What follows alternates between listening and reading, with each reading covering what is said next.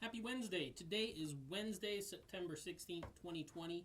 Today's daily Bible readings come to us from Psalm 77, and then 2 Kings 2, 1 through 18, Mark 11, 20 through 25, or you could have read Psalm 133 and Genesis 50, 22 through 26, and then once again finish up with Mark. Today I'm going to look at a passage from 2 Kings, because and talk specifically about the companies of prophets that are all up in Elisha's business here, because they never really have set right with me. Every time I read this passage, they just kind of unnerve me a little bit. And so we're told about these company of prophets, and like I said, I think if this company of prophets had a business slogan, it would be "We're all up in your business." Because I get the feeling that they're really excited to know something that he doesn't know. And so the story goes, we've got Elijah on the day that he's about to be taken up to heaven in a whirlwind, which, granted, would be a big day for anybody. And he's got Elisha, who is his student and his successor, with him, and they are walking, it says, on their way to Gilgal. And Elijah even tried to get Elisha to stay, behind, because he's like, hey, I've got to go a long way. I've got to go on, up to Jericho, and you just stay here. And Elijah's like, oh, no, I'm not missing this. So anyway, they're along their way, and it says, the company of prophets who were in Bethel came out to Elisha and said to him, do you know that today the Lord will take your master away from you? And he said, yes, I know. Be quiet. Keep silent. And then, it's just this kind of, like, oh, do you know this? We just got word, which I think kind of points to the humanness of them. But, it's like we know something you don't know. And my question is, they're prophets. Didn't they know he would know? Didn't they have a clue that Elisha would know something was up?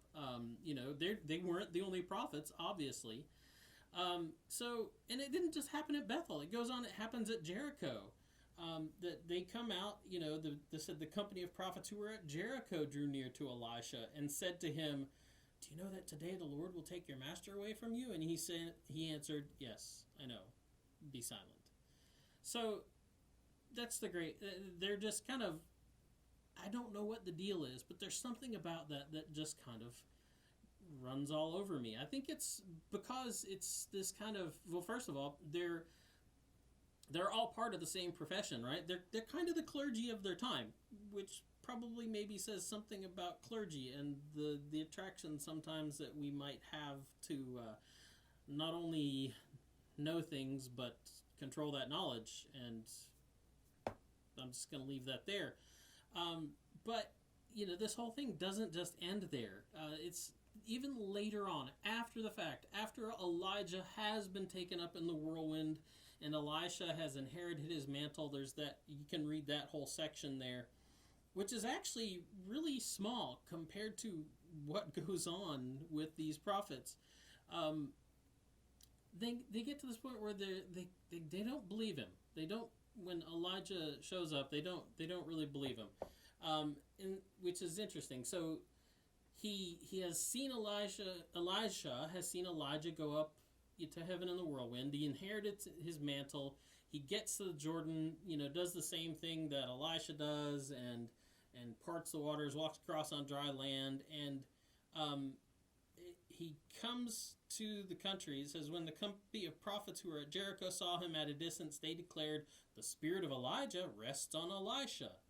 And then they came to meet him and bowed to the ground before him. So, which is interesting. They acknowledge his new authority. They acknowledge his preeminence, right, among them. But then they push him. They're like, hey, we've got some really strong guys here who love to get up in the hills and ramble around, really outdoorsy type.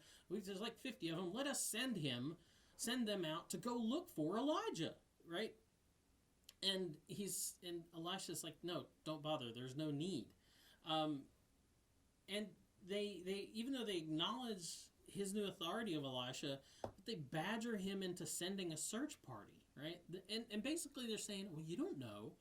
Like, let us go send some people out because you don't know. God may have just picked him up and moved him.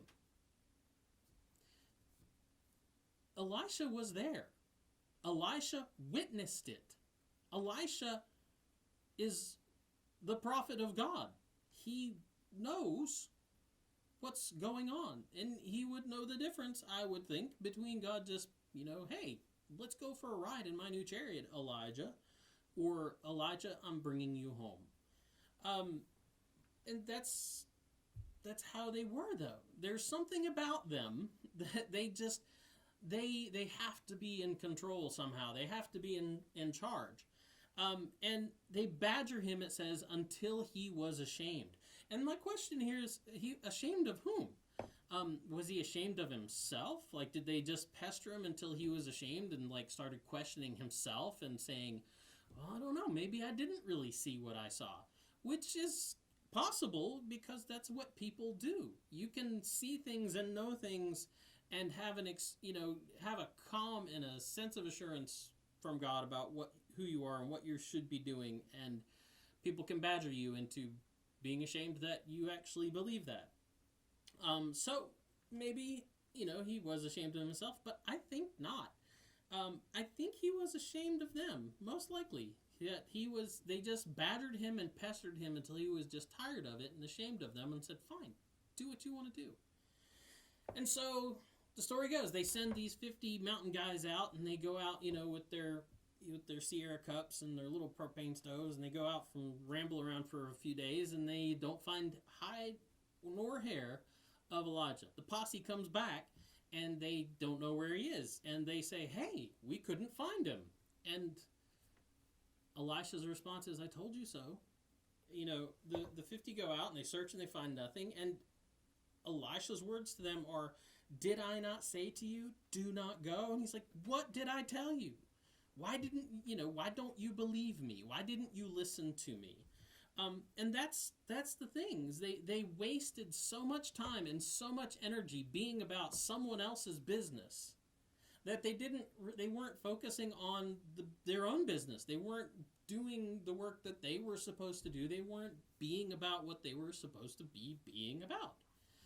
And that's, I think, what gets on my nerves about these company of prophets. Is this that they weren't focusing on what they were supposed to be focused on. But that's kind of how we can be sometimes as believers. We can be all about everyone else's business but our own. So that's the DBR for today. We'll be back tomorrow. You have a good afternoon and a good evening. Boop.